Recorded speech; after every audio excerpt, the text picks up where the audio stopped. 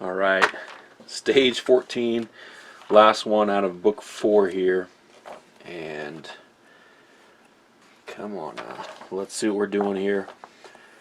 Adding a little more to the skeletal structure of the saucer section, putting together this light assembly into the main impulse engine type of dealio.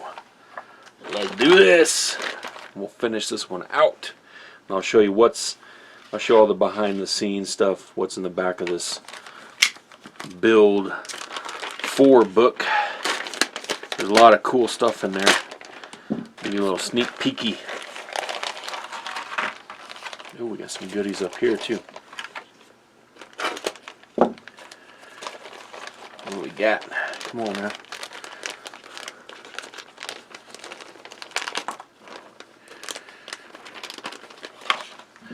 Screw pack doesn't want to come out. Kershaw, oh so sweet. Take care of that. What is this? Oh, that's just a little lens.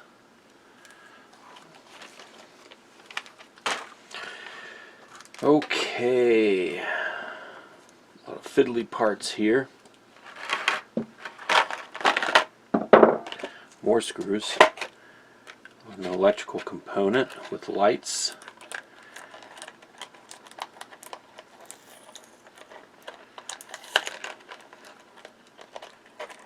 Ah, stupid tape.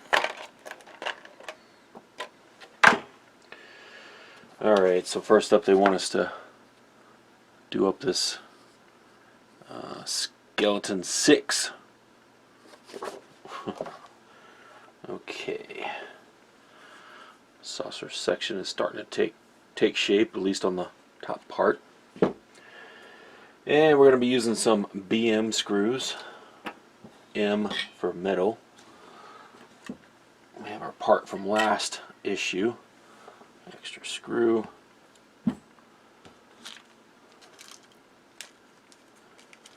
Let's get this knocked out.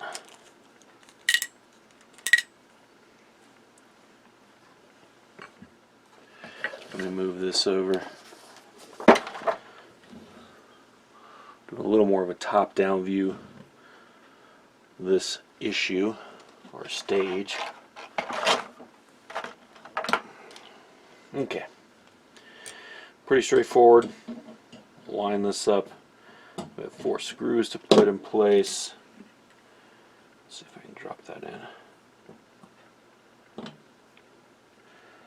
I watched Highlander 2 today. I didn't get to go to the theater and see Cry Macho like I wanted. So, a little bit disappointed in that, but there were some birthday parties going on, so that kind of conflicted with my time, but you know what?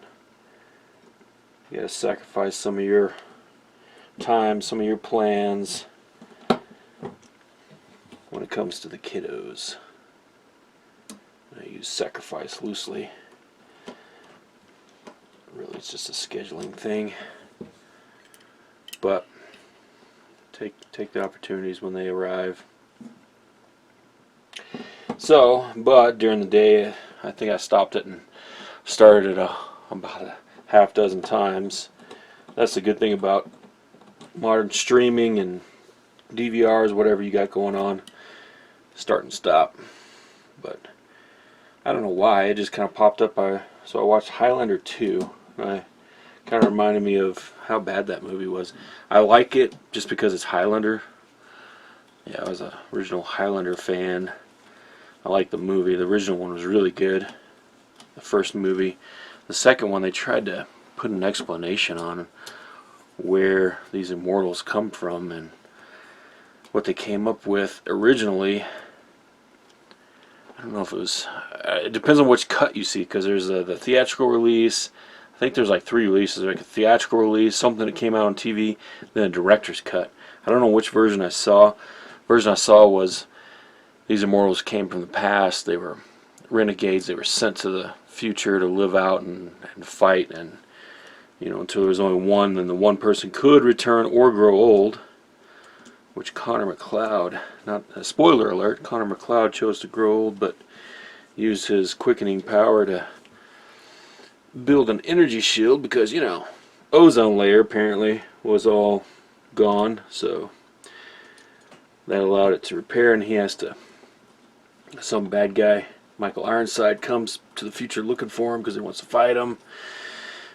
Not happy that he didn't return to fight him, and yeah, that's the movie. Connor McLeod wins, he takes down the shield, and the Earth is restored. Really weird movie, because he brings back Ramirez, which is Sean Connery's character. So, it's dumb. The other version I saw, I think they came from another planet, so I don't know which is better, but I don't know. I kind of got locked in watching that off and on all day. Okay, so let's check the alignment on this. This is kind of off. People are experiencing these being off, and I am also experiencing that now. Ooh, I just bent the hell out of that. Look at that. That's not good. Oh shoot. I just broke that. I just broke that piece right there. Bending it. Don't be doing that, y'all. Don't be doing that. Just see if it's going to line up their panels. I'm going to have to put a little bit of that metal piece freaking broke. I'm going to put a little super glue on that after, off camera. I'm not ordering a new one. I freaking broke that, but I'm sure if I sent them a thing saying it was broken, they would send me a new one. I'll have to glue that up. It's all going to be tied together, hopefully with the panels, but I'll put something in there. Don't go trying to bend these. That's a lesson learned. These things will break. What that says for this model, I don't know. Okay. No worries. Alright. Take main impulse engine reflector from stage 13. Parts and slot main impulse engine reflector inside is shown. This is a little confusing. What are we dealing with here? Is it this? And this part right here maybe? This is weird. I don't think so. I feel like I'm missing something. Oh, this thing. Okay, it's hard to see. There's a slot in this white piece from the last issue. You got this clear plastic piece here.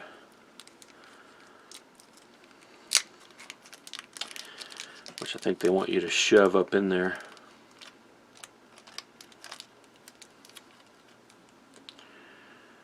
And it is tapered. So I'm going to put the smaller taper in first to match up with this tapering. Okay, that's slid in easy peasy, lemon squeezy.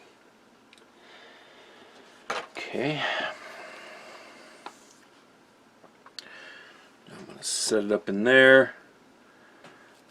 Okay, now I got to get this 14D, 14C, put it together using some BP screws. Then we're going to assemble it on to this other section that we put in the main impulse engine area with some CPs. Okay. Okay. I think I'm following. So we're taking this piece right here. Has the light. It's a light cable. And we want that on here. Let's see, like this. It's going to go, there's two holes there. It's going to slide down like that.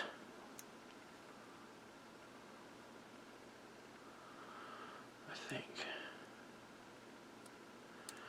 Okay. Is it though? Is it? Oh, maybe I got it the wrong way. There it is. That's how it's lining up for me. Got a feeling I don't know if I'm going to have to bend these up or down, but I'm going to leave them like that for now. So, one nubbin goes up there. Then we're going to screw in a BP screw into this. Let me get the BP out.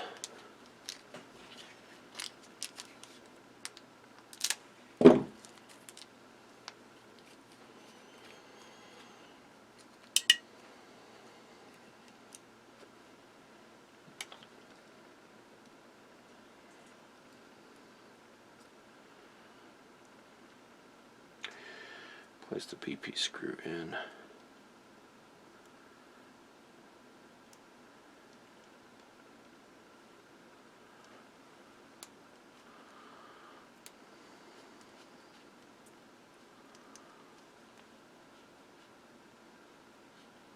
Kind of watching it. Okay, there it is.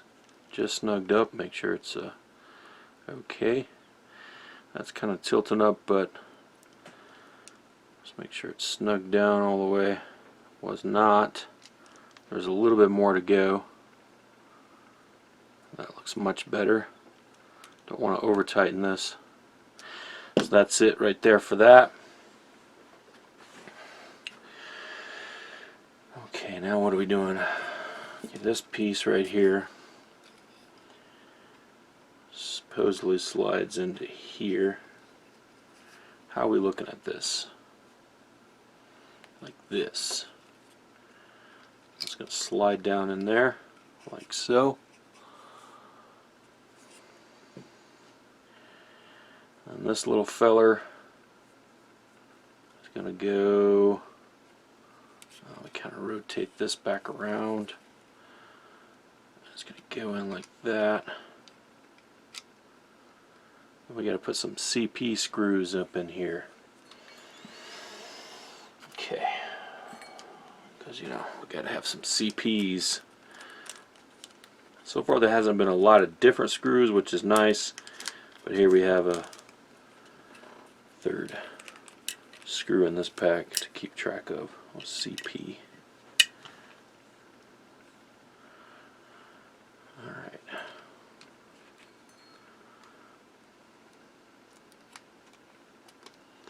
I'm just trying to get it started here.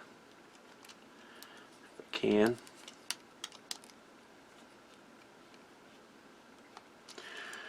Grab the other one, get the other one started.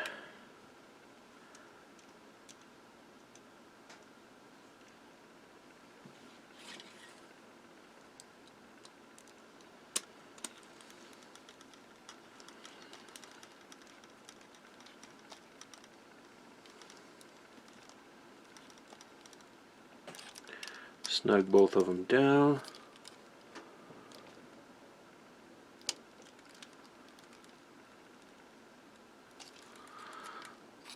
Check it, it's snug. There we go. Wow, that changed it quite a bit. Quite a bit. So now it's red, which looks nice. And we get to test this out. That's always fun.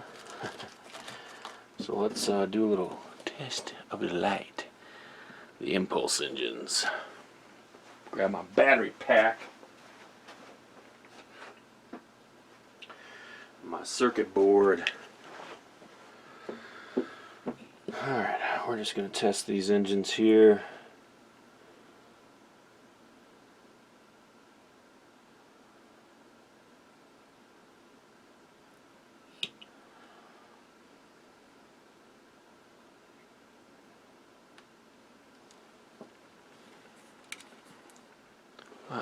Light. Let me turn the light out. Okay, let's see how that's going.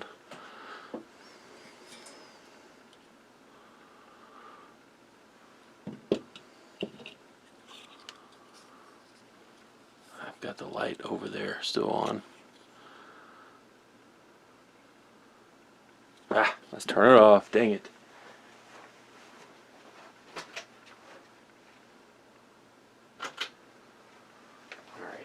It looks really good in person. Alright, there we go. I just have one side light on. It's hard to get the perfect lighting here. But you see what I mean. Okay.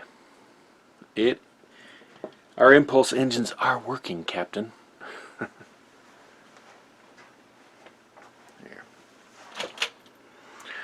We'll do it like that. We'll do it like that.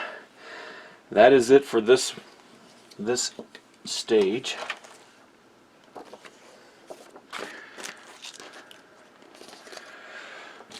Okay. Let me give you a little glimpse into what we get in the back of these build issues, which is cool. They're going through the episodes, giving me behind the scenes. Here we have where no one has gone before. So we have the Traveler. This one really wasn't my favorite episode. I didn't like that episode too much. Traveler and young Wesley, you know, using magic, transport the Enterprise into some place that it has never been. This could seem like magic to you. No, it was magic. Lonely Among Us. We have this. What I like this. I like this lightning effect that they always used in the Next Generation for some reason. I guess it kind of reminded me of the Highlander lightning effect. That was the special effects at the time. Justice. That episode, I mean, they beam down to a planet that's like a pleasure planet, basically. And why would you take young Wesley Crusher with you to a planet like that, number one? And then, of course, he violates some weird law where he tramples some flowers or something, trying to catch a ball, and he has to get sentenced to death because, you know, crazy planets have crazy rules. And, oh, this is where we first see this thing. You want to remember this thing? I think this was in multiple episodes. So an orbiting vessel worshipped as a god by the Edo was built as a physical model and composited into effect shots to appear semi-transparent. The same model was used as the Elysian Central Command Station in Season 5 of episode Conundrum, where it was depicted as an entirely solid structure. I know I've seen that in multiple episodes. So, you know, they got to reuse what they got to reuse, but the battle, infamous. This is where the dumb Ferengi tricks Picard, and they use some little mind thing on him into thinking he's back on the Stargazer, and they even pull like a ship like it out of mothballs or something. I don't remember. Then he tries to do the Picard maneuver, which was activate warp for just a short time and stop, and it makes it appear like the ship is in two places. You know, when he fought the Ferengi off the first time, and it was weird, kind of a weird episode, but a cool episode because I do like that ship design for the Stargazer and the whatever the class is of that vessel. So that's pretty cool. Hyde and Q, where Q gives Riker Q powers, basically. I mean, come on, who's not gonna like just want to stick around with those powers? But they fight on some dumb planet that's barren with some aliens. So some of their story, I don't know if it was the writing or if it was just special effects that fell short, but I have come to appreciate the Next Generation, like I said, over the time period, and I really like it. That's why I'm building this ship. Haven. So it was one of the Luoxana Troy episodes. Majel Barrett, you know, wife to Gene Roddenberry, but in the original series she was also given the role of Nurse Chapel. So it's always interesting to see returning actors into a later role, into a different role, but she did make that her own. The Big Goodbye. This was a holodeck episode. I really wasn't, this was an interesting episode, but I'm not a huge fan of all the holodeck stuff. Obviously it'd be cool to have that, but a whole episode on it. I'm there for some spaceships and space battles, but it has its place. Apparently, let's see here, I didn't know this. It says this Emmy Award and Peabody Award winning episode helped to secure the Next Generation's future by taking it into the past. So this episode definitely has a big role in keeping the series going. So that is good, whether you like it or not.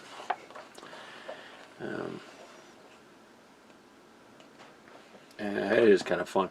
It kind of reminds me of the PC Action stuff where they get to dress up in the old style suits and stuff, the fedora hats. Man, whatever happened to fedora hats? Can we bring that back? Alright, without reading everything back there, that is that. This book is done. We're putting a done stamp on it. Moving on to the next box, which I have sitting over there. Thank you for watching. Continue on with the journey if you want with me or someone else on the YouTubes, but I appreciate you hanging out here. Boom.